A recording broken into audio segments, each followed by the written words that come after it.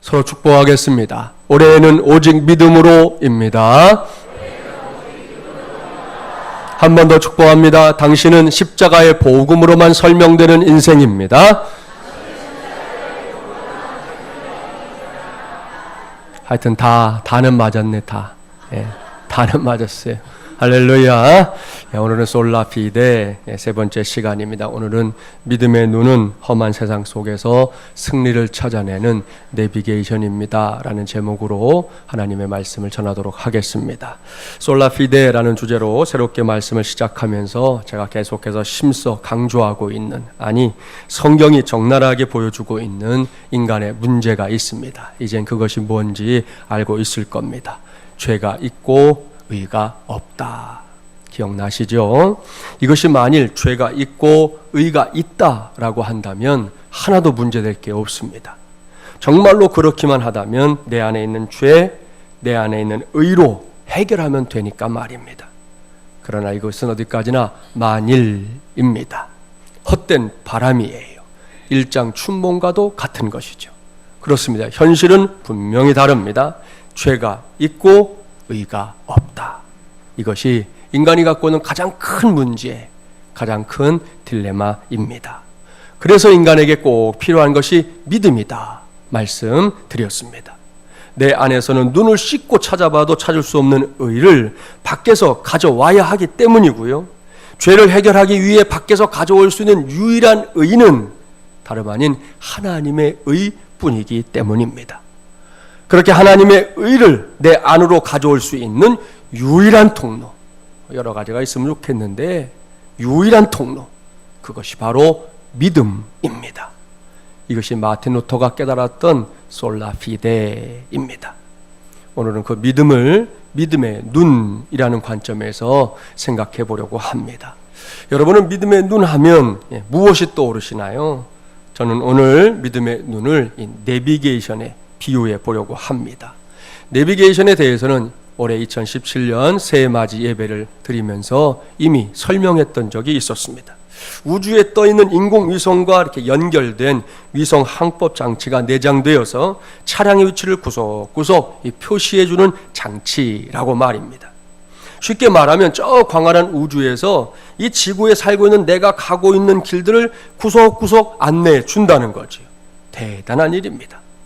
이러한 내비게이션의 기능을 잘 활용하면 차를 몰고 이제 어딘가로 가는 것이 이제는 더 이상 문제가 되질 않습니다. 소위 말하는 길치들도 내비게이션만 보면 어디든 찾아갈 수 있게 된 것이지요. 얼마나 좋은 세상, 얼마나 편한 세상입니까? 이러한 내비게이션이 신앙생활에도 꼭 필요합니다. 왠지 아십니까? 신앙생활 역시 일종의 길찾기이기 때문입니다. 그렇습니다. 건강한 신앙생활에는 반드시 제대로 된 길찾기, 바른 길찾기, 특별히 목적지를 찾아가는 길찾기가 수반되어야만 합니다. 이것은 그야말로 필수적입니다. 결코 소홀히 할 수 없다는 말씀이에요. 간혹 이단이나 사이비에 빠져 문제를 일으키거나 허우적대는 사람들이 있잖아요. 그들의 문제가 무엇입니까? 잘못된 길에 접어들었기 때문이지요. 그 길이 망하는 쪽에 연결되어 있는데 그걸 보지 못하고는 계속 달려가겠다는 거 아닙니까? 이런 사례만 봐도 신앙생활에서 영적인 내비게이션은 꼭 필요한데요. 우리의 삶에서 이러한 역할을 하는 것이 뭐냐? 바로 믿음의 눈이라는 겁니다. 이를 깨우쳐주기 위해 오늘 우리에게 주신 하나님의 말씀 사무엘상 14장입니다. 이 말씀은 이스라엘의 초대 왕이었던 사울 왕이 왕위에 오른 지 이제 2년이 되었을 때 일어났던 블레셋과 이스라엘 사이의 전쟁을 기록하고 있습니다. 이스라엘에 관한 이 전쟁, 특별히 전쟁에 관한 기록은 앞장인 13장부터 시작이 됩니다. 그 말씀에 따르면 당시의 전황은 사울 왕과 이스라엘에게 매우 불리하게 돌아가고 있었어요. 무엇보다 군사력이 부족했습니다. 원래 3,000명이었던 이스라엘의 상비군들이 이제는 고작 600명밖에 남지 않았습니다. 그나마 사울 왕 곁에 남아있던 백성들 블레셋 군대의 군사력을 보더니 벌벌 떨고 있었습니다. 이렇게 모든 상황들이 사울에게 그리고 이스라엘 백성들에게 불리하게 돌아가고 있었던 겁니다. 그런데 이러한 상황을 반전시킨 한 사람이 등장합니다. 그가 누군지 볼까요? 본문 1절 말씀 함께 봉독합니다. 하루는 사울의 아들 요나단이 자기의 무기를 든 소년에게 이르되 우리가 건너편 블레셋 사람들의 부대로 건너가자 하고 그의 아버지에게는 아뢰지 아니하였더라. 아멘. 사랑하는 마지못이란 가족 여러분, 이 말씀을 보면 당시의 전황을 뒤집기 위해 애쓰고 있는 한 사람이 등장합니다. 그는 사울왕의 아들인 요나단입니다. 우리가 알고 있는 다윗의 친구, 다윗과 우정을 나누었던 그 요나단 말입니다. 요나단이 어떤 사람인지 사무엘상 13장 3절 말씀을 통해 확인할 수 있어요. 그 말씀에 따르면 요나단은 매우 용감한 사람입니다. 요나단은 당시에 기브와 지역을 지키기 위해 세워진 상비군의 대장이었습니다. 그런데 요나단은 그저 자기 자리만 지키는 그런 소극적인 사람이 아니었습니다. 그는 매우 적극적인 지도자였습니다. 성경은 요나단이 1000명의 상비군을 이끌고 게바에 있는 블레셋 족속의 수비대를 공격했었다 기록합니다. 얼마나 용맹한 장수입니까? 오늘 주신 말씀도 다르지 않습니다. 여기서 볼 수 있는 요나단은 용맹함을 뛰어넘고 있습니다. 그는 많은 사람들이 아무것도 할 수 없다고 하는 그런 상황 속에서 멍하니 넋을 놓고 있는 사람이 아니라 그러한 상황을 해결하기 위해 애쓰는 그런 인물인 것을 확인할 수 있어요. 얼마나 멋진 사람입니까? 앞서 말씀드린 대로 이스라엘 백성들은 물론이고 사울 왕조차도 당시의 전황 때문에 의욕이 꺾여 있었습니다. 이대로 전쟁 시작되면 이스라엘은 몽땅 몰살당할 게 뻔합니다. 지도자인 사울 왕마저도 별 볼 일 없이 굴고 있잖아요. 그러니 이 일을 어찌해야 되겠습니까? 이렇게 가슴 답답한 상황이었지만 바로 그곳에 요나단이 있었습니다. 여기를 봐도 저기를 봐도 답답한 상황인 것은 틀림없었지만 요나단은 그것 때문에 실망하지 않았습니다. 그는 그런 상황 속에서도 여전히 내가 할 수 있는 게 뭔지를 찾았던 것이죠. 다른 사람들은 블레셋 군대의 군사력을 보고 가슴이 쫄아들어가지고는 못해, 끝났어, 우린 죽었어, 아무것도 할 수 없어 그러는데 요나단은 그 속에서도 내가 지금 할 수 있는 거, 내가 가장 잘할 수 있는 게 뭔지 그걸 찾았단 말입니다. 요나단은 먼저 자신의 무기를 집어들었습니다. 그동안 자신과 함께 전쟁터를 누비던 부하를 데리고 건너편에 있는 블레셋의 진영으로 쳐들어가기로 마음을 먹은 것이죠. 요나단은 곧 그 일을 행동에 옮겼습니다. 물론 사울왕에게는 알리지도 않고 말입니다. 여기서 우리 모두가 반드시 확인해야 할 것이 있습니다. 그것은 다른 것이 아닙니다. 요나단이 갖고 있는 믿음의 눈입니다. 오늘 계속해서 말씀을 살펴볼 텐데요. 요나단은 분명코 우리 얼굴에 달려있는 이 두 눈과는 다른 믿음의 눈을 가진 사람입니다. 그러한 믿음의 눈이 결국은 요나단과 이스라엘 백성들에게 험한 전쟁의 상황 속에서도 승리를 찾아내게 했습니다. 그렇다면 요나단이 보여주는 믿음의 눈, 어떤 눈일까요? 첫째, 집중력을 발휘하는 눈입니다. 조금 전에 봉독했었던 1절 말씀 제가 다시 한번 봉독해 볼게요.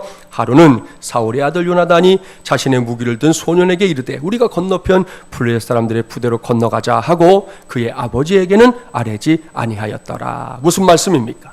우리는 이 말씀을 통해 요나단이 주변 상황에 마음을 빼앗기기보다 당시의 상황 속에서 말씀드린 대로 자신이 가장 잘할 수 있는 그것에 집중하고 있다는 사실을 확인할 수 있습니다. 당시의 전황이 분명히 불리한 상황이었지만 그것 때문에 요나단의 마음이 흔들리지 않았다는 거예요. 이것이 바로 믿음의 눈이 보여주는 탁월한 집중력입니다.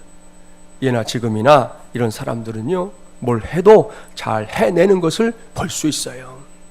칭기스칸 들어보셨죠? 그는 10만의 군대로 10배가 넘는 금나라의 100만 대군을 이겼습니다. 그야말로 이거 말도 안 되는 일이 일어난 거잖아요. 숫자적인 계산으로는 절대로 나올 수 없는 승리. 그럼에도 불구하고 그가 승리한 비결이 뭐냐? 그것은 10만 명을 한꺼번에 적진 중앙으로 돌진시켜서 지휘부를 먼저 무너뜨리고 다시 신속하게 적을 공격해서 이 100만 대군이요, 한 번도 함께 모일 틈을 주지 않고 파상 공세를 펼쳤기 때문이라는 겁니다. 이런 것이 바로 집중력이에요. 집중력이 갖고 있는 능력이라고요. 그렇습니다. 집중력을 발휘하는 눈을 갖게 되면 무엇보다 상황에 좌우되지 않습니다. 도리어 사방팔방이 다 막힌 것 같은 상황마저도 헤쳐나가는 놀라운 능력까지 발휘하게 됩니다. 이런 관점에서 본다면 당시의 이스라엘 백성들은 물론이고 사울 왕 벌벌 떨게 된 것은 결국 그 믿음의 눈을 제대로 뜨지 못했기 때문이다. 그렇게 말씀드릴 수 있습니다. 요즘 북한에서는 연일 미사일 발사 성공을 축하하는 파티가 벌어지고 있다고 하지 않습니까? 그로 인해서 하여튼 남북 관계가 계속해서 여러 모양으로 어려운 처지에 놓여 있는데요. 그러한 남북 관계를 꼬집는 여러 유머들, 이야기들이 있는데 그 중에 이런 이야기가 있어요. 이미 우리나라의 대통령들이 북한의 평양을 방문했던 적이 있었다는 거 아시죠? 김정은이와는 지금 그런 만남 자체가 없었지만 우리나라의 대통령을 만난 적이 있었던 김정일 위원장 자신도 서울에 한번 방문해 보겠다 인사삼아 말은 했어요. 근데 결국 성사가 되지 않았잖아요. 거기에는 그만한 이유가 있다는 겁니다. 김정일 위원장이 서울에 오기 전에 이런저런 조사를 하다가 결국 서울 방문을 포기한 첫 번째 이유, 그것은 우리나라의 가정들이 다 핵 가족이기 때문이래요. 자기들은 국고를 털어가면서 만든 핵을 남한은 가정마다 갖고 있다고 하니까 김정일이가 너무 무서워가지고 못 가겠다 그랬다는 거예요.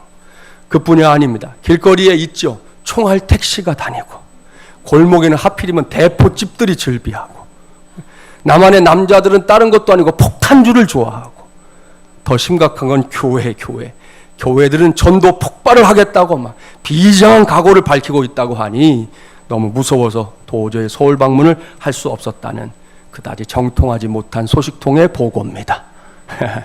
여러분, 이것은 분명히 우스개 이야기지요.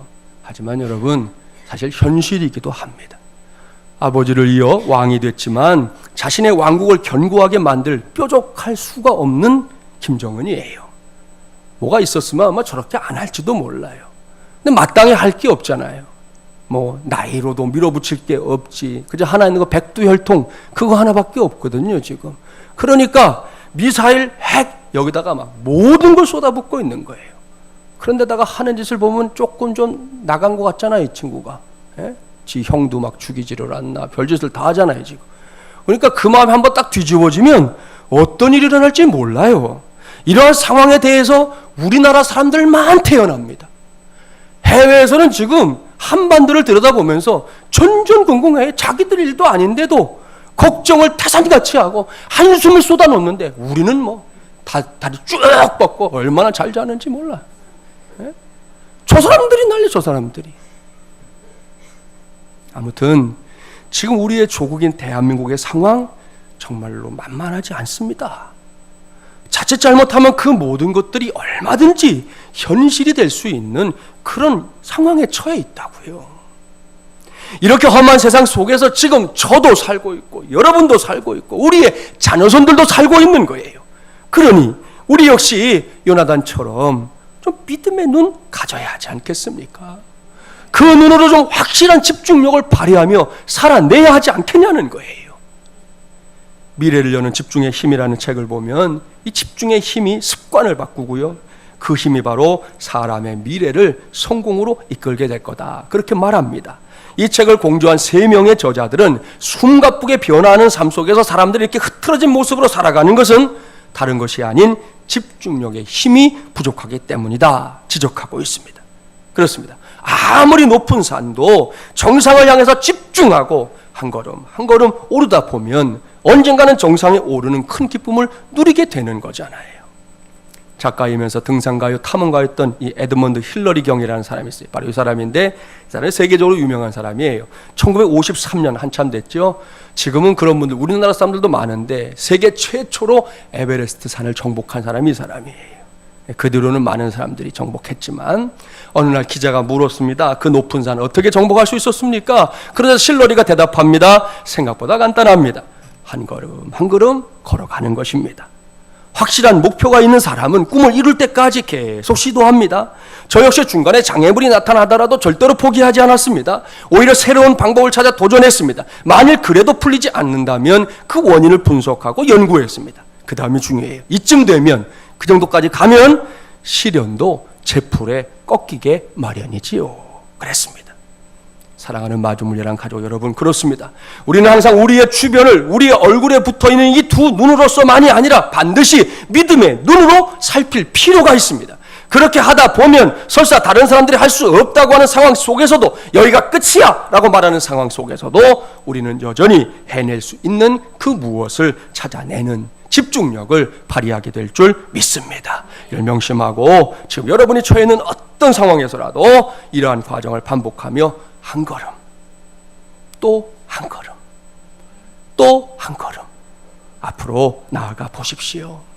설사 우리의 앞을 가로막는 어떤 시련이 있다 할지라도 결국은 스스로 제 풀에 꺾여버리고 말 겁니다. 꼭 기억하십시오. 우리가 꺾인다는 게 아닙니다. 시련이 꺾인다는 말입니다. 그와 같은 하나님의 은혜 우리 모두가 꼭 누리게 되기를 주님의 이름으로 축복합니다. 오늘 본문을 보십시오. 믿음의 눈을 가진 요나단, 지금 그러한 일을 해내고 있습니다. 그는 블레셋의 막강한 군사력 앞에서 풀이 죽어버린 사울 왕이나 이스라엘 백성들과는 분명히 다른 사람이었습니다.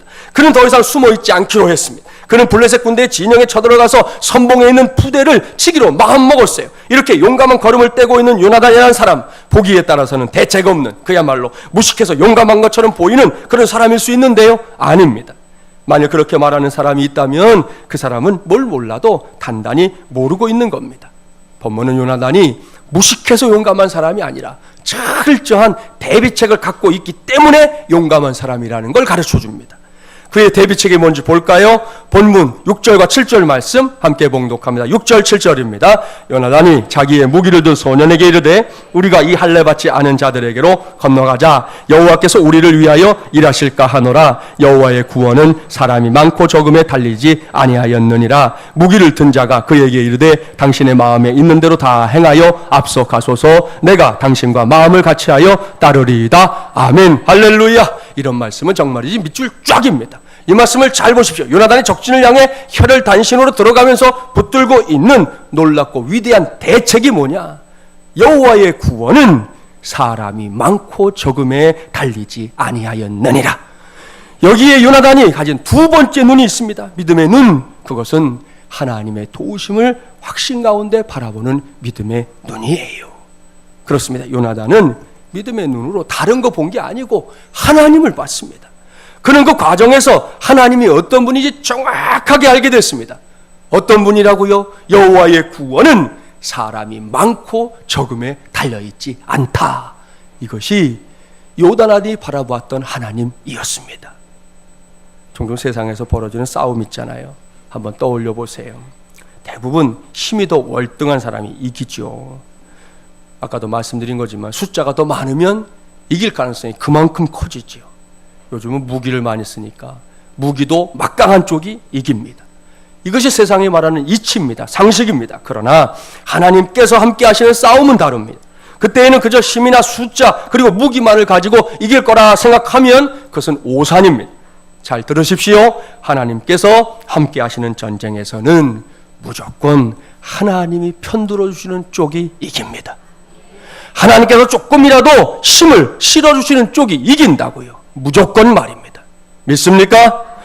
이 귀한 진리를 꼭 믿게 되기를 오늘의 주제처럼 반드시 솔라 피데하는 우리 마중물이란 가족들이 되기를 주님의 이름으로 축복합니다. 이렇게 하나님께서 편들어 주시는 삶을 살았던 사람들 부지기수예요. 우리 교인들 중에도 말하라고 그러면 할 수 있는 사람들 많이 있어요. 밖에서 한 사람만 소개할게요. 그는 집안이 가난해서 13세에 학교를 중퇴할 수밖에 없었던 한 소년입니다. 이 소년은 사진관에서 열심히 일하다가 사진사가 됐고요. 그렇게 힘든 상황 속에서도 신앙생활을 매우 열심히 했습니다. 그러다가 이제 한 아가씨를 사귀게 됐는데 그녀의 아버지가 결혼을 반대하는 거예요. 이유가 짐작이 가시죠? 배우지도 못하고 가진 것도 없는 놈이 어떻게 내 딸을 데려가겠느냐 그런 거죠. 그러면서 이렇게 말했습니다. 자네가 꼭 내 딸과 결혼을 하겠다면 조건이 있네. 첫째, 집을 한 채 소유할 것. 둘째, 은행에 $1,000 이상의 예금이 있을 것. 셋째, 한 달 수입은 $125 이상일 것. 이상의 조건을 다 갖추면 내 딸에게 청혼을 해도 좋네.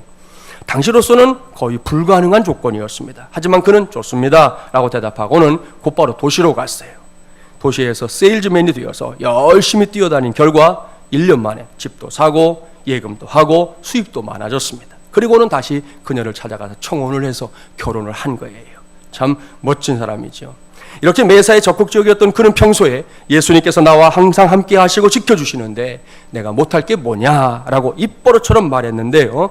그는 그저 말만 한 게 아니라 언제나 예수님의 이름을 붙잡고 살았습니다. 나중에 그는 다른 사람들이 결코 할 수 없다고 말하는 불가능한 일을 해내서 사람들을 깜짝 놀라게 하곤 했는데요. 대표적인 일이 뭐냐? 제2차 세계대전 때 오랜 시간이 걸려야 만드는 군함, 전쟁이니까 군함이 필요하잖아요.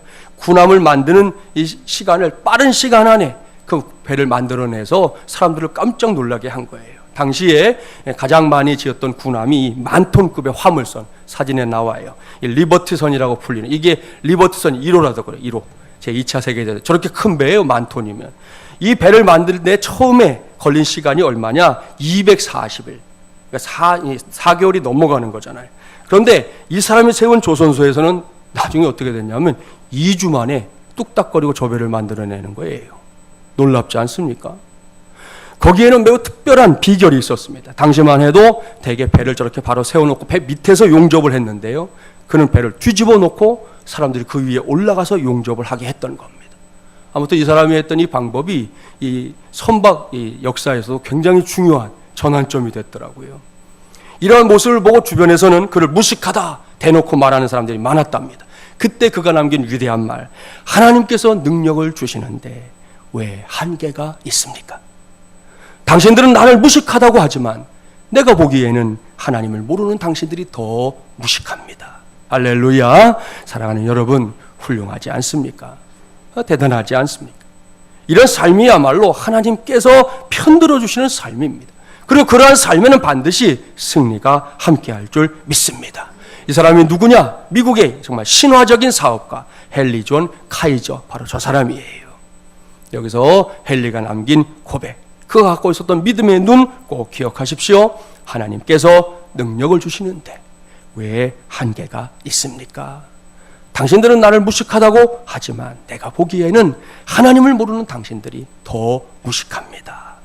이 고백은 비단 헨리만의 고백이 아닙니다. 오늘 본문에서 만나고 있는 요나단도 보십시오. 믿음의 눈을 가진 요나단 역시 자신의 눈으로 확인했던 것이 하나님의 도우심이었고요. 이것은 그가 전쟁터에서 누린 복이 되었습니다.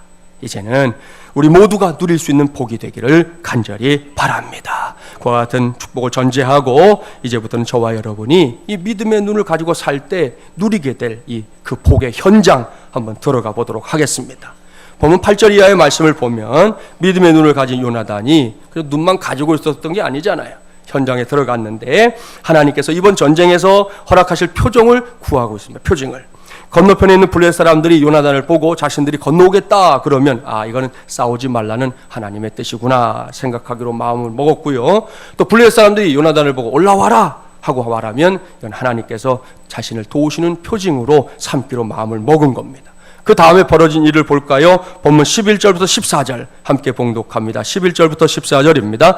둘이 다 블레셋 사람들에게 보임에 블레셋 사람이 이르되 보라 히브리 사람이 그들이 숨었던 구멍에서 나온다 하고 부대 사람들이 요나단과 그의 무기를 든 자에게 이르되 우리에게로 올라오라 너희에게 보여줄 것이 있느니라 한지라. 요나단이 자기의 무기를 든 자에게 이르되 나를 따라 올라오라 여호와께서 그들을 이스라엘 손에 넘기셨느니라 하고 요나단이 손발로 기어 올라갔고 그 무기를 든 자도 따랐더라. 블레셋 사람들이 요나단 앞에서 엎드러짐에 무기를 든 자가 따라가며 죽였으니 요나단과 그 무기를 든 자가 반나절 가리 땅 안에서 처음으로 쳐 죽인 자가 20명 가량이라. 아멘. 사랑하는 마주물리란 가족 여러분, 그야말로 놀랠 노자입니다. 요나단은 자신과 부하 두 사람을 우습게 여기고 자신들을 올라오라 손짓하는 블레셋 군사들을 보고는 하나님께서 도우시는 전쟁이다 확신했습니다. 요나단은 부하와 함께 블레셋 군사들이 있는 곳까지 기어 올라가서 적들을 물리쳤는데요. 요나단은 이 싸움에서 20여 명을 쳐서 죽이는 승전보를 울리게 되었습니다. 내용으로 보면 분명코 그리 큰 싸움은 아닙니다. 그런데 이 싸움의 여파가 엄청난 파장을 일으켰습니다. 본문 15절 관심을 가지고 함께 봉독해 봅니다. 들에 있는 진영과 모든 백성들이 공포에 떨었고 부대와 노략군들도 떨었으며 땅도 진동하였으니 이는 큰 떨림이었더라. 아멘. 할렐루야. 비록 20여 명의 군사들이 죽었을 뿐이지만 이 일의 여파는 블레셋 족속 전체에게 엄청난 영향을 미쳤습니다.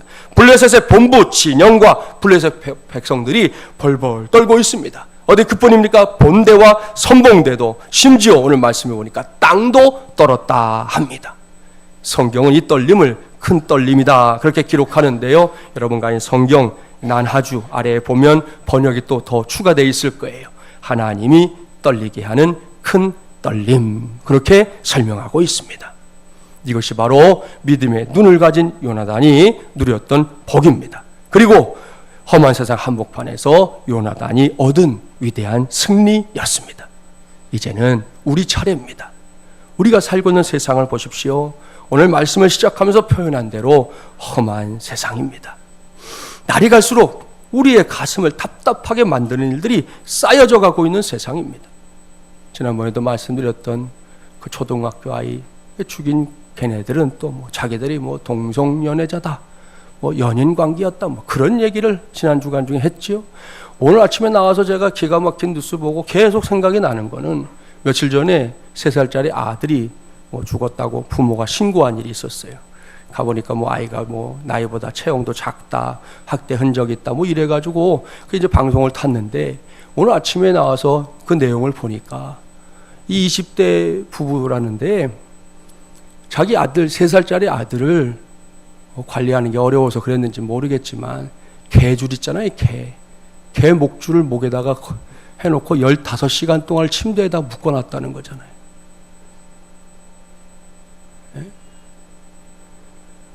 개줄은 어디다 쓰는 줄인지 몰라요. 그 사람들은 그걸 사람에게 쓰는 거예요. 그걸 어디다 쓰는지 몰라서 정말 그 짓을 하냔 말이에요. 답답한 세상. 한숨이 절로. 이놈의 세상이 어떻게 되려고 이러지 정말. 그런 생각하게 돼요. 남녀노소 할 것 없이 모든 세대들이 하루하루 살아가는 것을 버거워하고 있어요. 본문에 기록된 대로 블레셋과의 전쟁이 한바탕 벌어질 것 같은 그런 세상이잖아요. 이런 세상을 도대체 어떻게 살아야 하는 겁니까? 오늘 전하는 말씀을 그 대안으로 여러분에게 소개합니다. 우리가 살고 있는 이 세상이 너무나 험한 세상이기 때문에 하나님을 나의 아버지로 예수 그리스도를 나의 구세주로 믿고 살아가는 우리 모두는 그 무엇보다 먼저 믿음의 눈으로 세상을 봐야 합니다. 그 믿음의 눈으로 우리 자신도 잘 살펴야 합니다. 이것이 오늘 우리가 붙잡아야 할 솔라 피데입니다. 그렇게 때마다 일마다 믿음의 눈이 내비게이션의 역할을 제대로 감당해 주기만 하면 우리 모두는 저 험한 세상 속에서도 여전히 승리하며 살 수 있는 그 길, 제대로 된 길, 바른 길, 목적지가 정확하게 닿아 있는 그 길을 찾게 될 줄 믿습니다. 그것은 우리가 사람들과의 관계에서도 마찬가지예요. 제가 언젠가 참석했었던 셀 컨퍼런스에서 만났던 한 목사님으로부터 전해드린 이야기가 있어요. 그 목사님도 저처럼 이렇게 청년사역에 몰입했던 적이 있었더라고요. 나름대로 청년사역을 잘하고는 이제 부목사니까 다른 교회로 옮겨가면서 이제 청년사역 그만하고 장년들 사역해야 되겠다 마음을 먹었는데 본인의 표현에 따르면 하나님께서 반강제적으로 다시 청년부 사역을 하게 했다는 거예요. 할 수 없이 이제 청년사역 현장으로 들어갔는데 이게 장난이 아니었어요. 첫 예배를 드리는데 이게 예배인지 난장판인지 알 수가 없었답니다. 그래서 이때 목사님께서 청년들에게 가르치기 시작한 첫 번째 가르침이 뭐냐, 너희에게 지금 가장 필요한 것은 믿음이 아니라 싸가지다. 그걸 가르쳤대요. 그러면 그 상황이 어떤 건지 짐작이 가시죠. 목사가 할 말이 없어서 싸가지란 말을 입에다 붙이겠어요? 그만큼 그 예배 현장에 문제가 있었던 거예요. 하여튼 예배가 되지 않는 이유를 확인하다 보니까 예배 시간마다 늦게 오는 그룹이 있는 거예요. 근데 이 녀석들이 늦게 와서 뒤에서 조용히 예배 안을 드리든지 뭐 조는 정도가 아니라 아예 앞자리에 다리 딱 올려놓고 팔짱 끼고 자면서 그렇게 예배를 드리더라는 거예요. 그래서 그 녀석들의 뒷조사를 했습니다. 그 과정에서 알게 된 건 그 그룹을 이끌고 있는 한 형제가 다행히도 그 교회 집사님 아들이라는 거였어요. 목사님이 그 집사님을 찾아가서 아들에 대해 이야기했습니다. 집사님, 제가 보니까 아드님에게 하나님께서 아주 탁월한 리더십을 주셨습니다.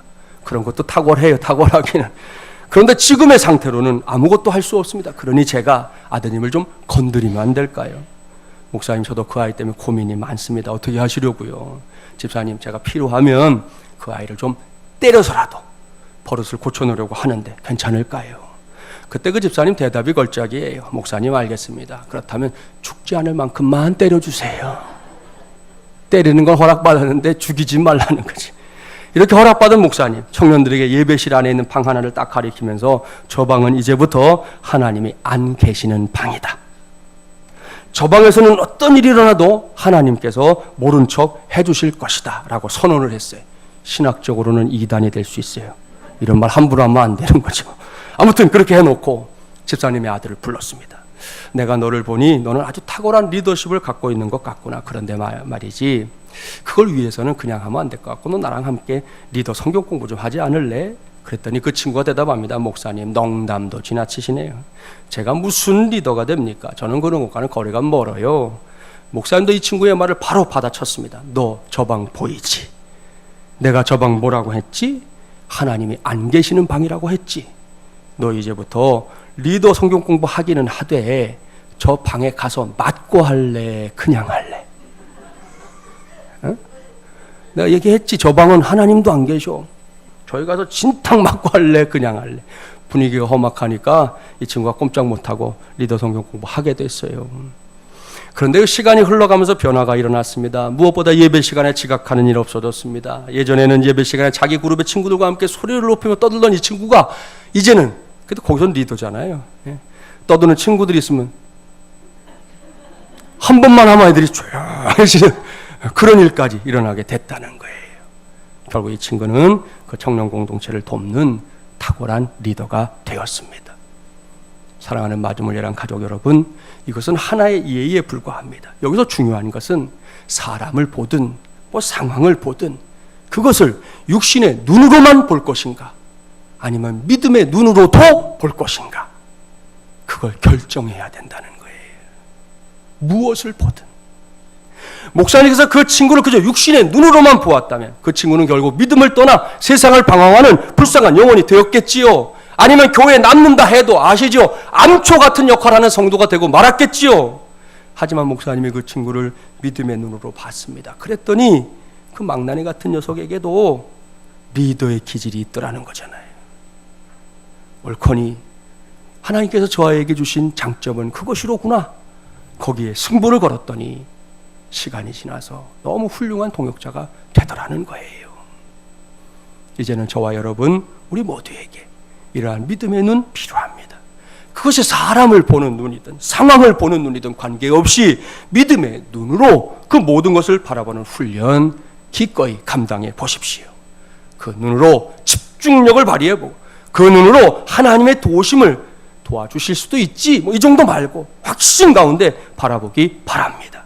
그래야 할 때 우리 모두는 그 믿음의 눈이 저 바깥 세상 사람들이 놓치거나 잃어버린 승리를 나의 것으로, 우리의 것으로 찾아내게 하는 놀라운 내비게이션의 역할을 해내는 은혜 체험하게 될 줄 믿습니다.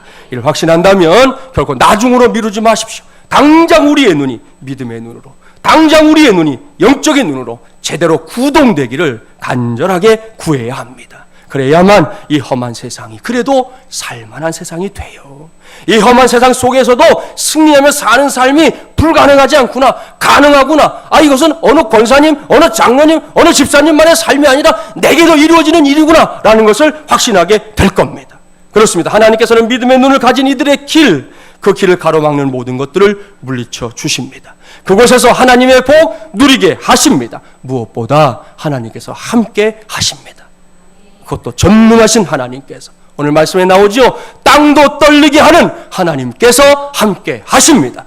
나와 함께 하시고 여러분과 함께 하십니다. 하나님은 이렇게 우리 모두의 삶에 함께 하시고 우리 모두에게 능력을 부어주시는 하나님입니다. 이를 명심하고 우리에게 허락하신 믿음의 눈을 통해 다른 그 무엇이 아닌 하나님의 권능을 힘입어 살아가기를 바랍니다. 나가서 솔라피데를 붙잡고 저 험한 세상 한복판에서도 확실한 승리 분명히 있어요. 찾는 자가 찾는 겁니다. 내 믿음대로 될지어다 하셨잖아요. 믿음의 눈을 가진 자에게 하나님은 보게 하실 것이고 그 승리를 취하게 하실 터인데 그 주인공이 되는 저와 여러분, 또 우리 교회가 꼭 되기를 주님의 이름으로 간절히 축원합니다. 기도합시다.